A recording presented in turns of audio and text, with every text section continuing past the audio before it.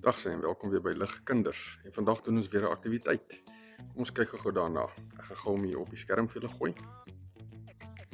Hier kan ons sien dit gaan oor die skepingsdae. En ons kan sien dit is gelys van dag 1 tot 7.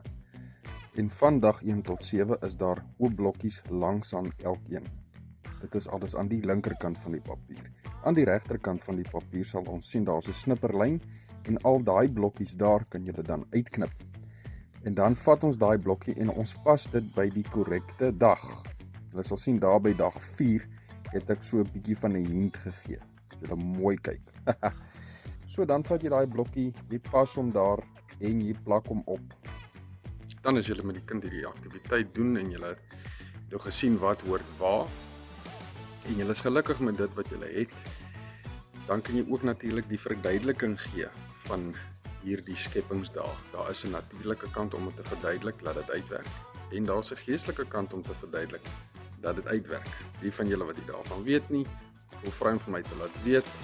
En dan sal ek daarvan ook video's maak om vir julle 'n mooier verduideliking te gee. Ek weet Genesis 1 is 'n moeilike boek. Mense het nie altyd die verduideliking daarvoor nie, maar om te weet darm al wat die storie is 'n begin. Al die materiaal sal hieronder wees in die link. En as die link nie lekker werk nie, voel vry om my 'n e-mail te stuur. Dit is ook daaronder. Hoop julle het 'n lieflike dag.